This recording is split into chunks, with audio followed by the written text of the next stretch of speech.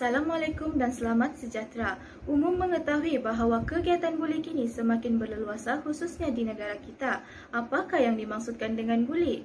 Kes buli boleh didefinisikan sebagai masalah yang meliputi kegiatan seperti memerah sudut, menghina, mengejek, menumbuk, memaki dan sebagainya yang dilakukan oleh seseorang terhadap mangsanya.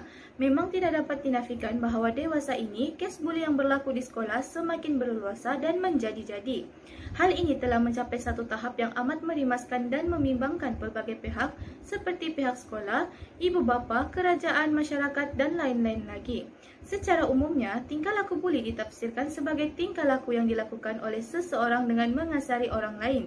Lumrahnya, orang yang dikasari adalah bersifat lebih lemah dibandingkan dengan mereka yang mengasarinya. Tujuan tingkah laku buli ini dilakukan adalah untuk menunjukkan si pembuli lebih berkuasa dan menjadikan mangsa mudarat sama ada dari aspek fizikal maupun psikologikal. Konsep permasalahan merujuk kepada definisi buli yang telah dihuraikan. Konsep buli boleh difahami dengan mudah. Terdapat beberapa elemen di dalam tingkah laku buli seperti pembuli. Pembuli ialah mereka yang melakukan tingkah laku buli kepada mangsa buli. Lumrahnya, pembuli adalah mereka yang mempunyai sifat sebagai orang yang lebih kuat, berkuasa dan lebih berkemampuan untuk melakukan tingkah laku buli. Kekuatan ini biasanya boleh diperlihatkan sama ada ia adalah secara berseorangan atau berkumpulan. Seterusnya ialah mangsa buli. Mangsa buli adalah mereka yang menjadi mangsa kepada pembuli. Sifat mangsa buli adalah mereka yang lebih lemah dan tidak berkemampuan untuk menandingi kekuatan dan kekuasaan si pembuli. Kelemahan ini termasuk kelemahan dari segi fizikal dan lain-lain. Sebagai contoh, mangsa buli tidak berupaya untuk melawan pembuli. Mangsa buli juga takut dan tidak berupaya untuk mengadu kepada kawan-kawan, guru atau ibu bapa mereka. Yang ketiga, tujuan membuli. Tujuan membuli adalah pembuli ini menunjukkan bahawa mereka adalah lebih kuat atau berkuasa dibandingkan dengan mangsa. Pembuli juga merasa puas apabila melakukan buli terhadap orang lain. Semakin mangsa rasa takut, semakin tinggi darjah kepuasan yang dirasai oleh pembuli. Antara faktor yang menyebabkan berlakunya kegiatan buli ini adalah kurang kasih sayang dan perhatian khususnya daripada ibu bapa. Ibu bapa yang kurang memberikan belayan kasih sayang dan prihatin kepada anak juga menjadi punca kepada berlakunya kes buli. Hal ini disebabkan oleh ibu bapa yang selalu sibuk mencari duit dan bersikap materialistik sehingga mengabaikan tanggungjawab mereka terhadap anak. Faktor seterusnya ialah mudah terpengaruh dengan rakan sebaya. Para pelajar yang masih berumur setahun jagung dan bertaraf setampuk pinang ini boleh dikatakan mudah untuk terpengaruh dengan tindakan rakan sebaya. Buktinya, jika kawan-kawannya merupakan pembuli, maka pelajar tersebut juga berupaya untuk terikut-ikut perbuatan kawan tersebut supaya dapat diterima oleh ahli-ahli kumpulannya. Faktor yang terakhir ialah kurangnya penghayatan nilai-nilai agama. Hal ini dikatakan demikian kerana pelajar sanggup berbuat kegiatan buli hanya untuk mendapatkan perhatian orang lain dan menunjukkan kekuatannya.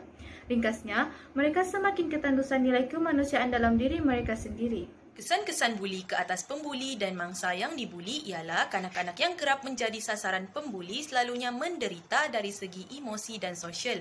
Mereka bukan sahaja sukar untuk berkawan, tetapi mereka juga bergelut untuk mengekalkan persahabatan yang sihat.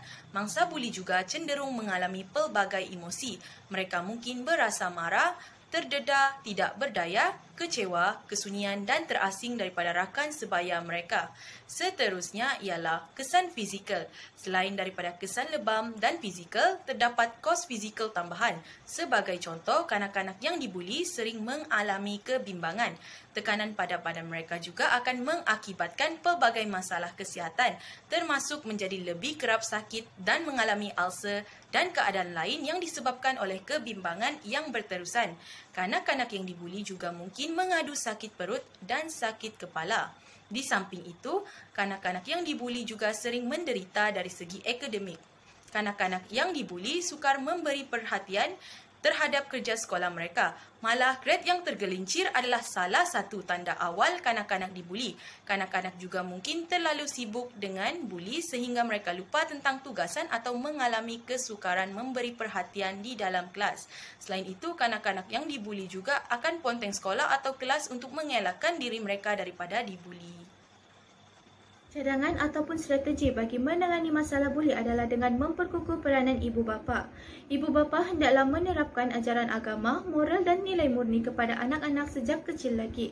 Anak-anak haruslah dididik untuk mengamalkan sikap saling menghormati dan bertoleransi pada setiap masa.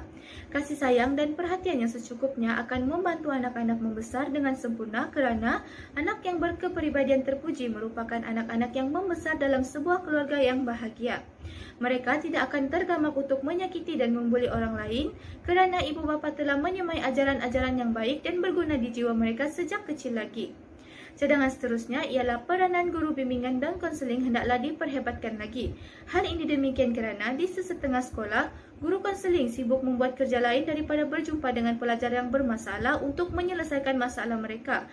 Manakala, pelajar pula tidak mahu berjumpa dengan guru konseling kerana mereka tidak yakin dengan kemampuan dan kebolehan guru tersebut. Oleh itu, guru BNK haruslah memainkan peranan yang lebih aktif. Mereka hendaklah mengesan dan memberikan konseling motivasi kepada pelajar yang sering dibuli. Kebiasaannya, mangsa buli tidak mahu berkongsi masalah mereka dengan orang lain kerana adanya perasaan takut. Dengan itu, guru BNK sewajarnya memulihkan semangat mangsa buli agar mereka juga lebih yakin untuk melaporkan kes yang dihadapi. Cadangan yang terakhir ialah tindakan disiplin dan undang-undang ke atas pembuli hendaklah dikaji dan dimurnikan semula. Seperti yang kita lihat, tindakan yang dikenakan ke atas pembuli pada masa kini tidak menakutkan mereka untuk meneruskan perlakuan buli. Pihak Kementerian Pelajaran Malaysia mungkin boleh bekerjasama dengan pihak polis untuk menangani masalah ini. Pembuli yang ditangkap mungkin boleh dipenjarakan atau diarahkan untuk melakukan kerja-kerja kemasyarakatan selama beberapa tempoh tertentu.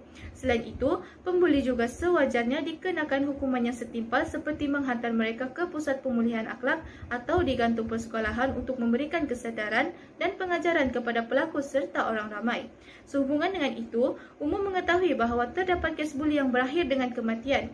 Ini jelas menunjukkan betapa kes buli amat serius jika dibiarkan tanpa tindakan yang sewajarnya. Tindakan mengampunkan pembuli dengan alasan mereka masih muda dan tidak sesuai dikenakan hukuman haruslah dikaji semula, terutamanya bagi kes-kes buli yang ekstrim. Bagi menutup perkongsian pada kali ini, saya ingin memberi sedikit pesanan kepada diri sendiri dan masyarakat di luar sana untuk hentikan buli kerana buli merupakan satu jenayah yang boleh membahayakan mangsa buli secara fizikal dan mental. Setiap individu juga perlu memastikan diri tidak akan mudah dibuli oleh orang lain. Berusahalah untuk memantapkan personaliti diri agar orang lain tidak akan sewenangnya mempermainkan jati diri, lebih-lebih lagi apabila berurusan dengan orang yang berpotensi untuk menjadi pembuli. Sekian sahaja daripada kumpulan kami. Terima kasih.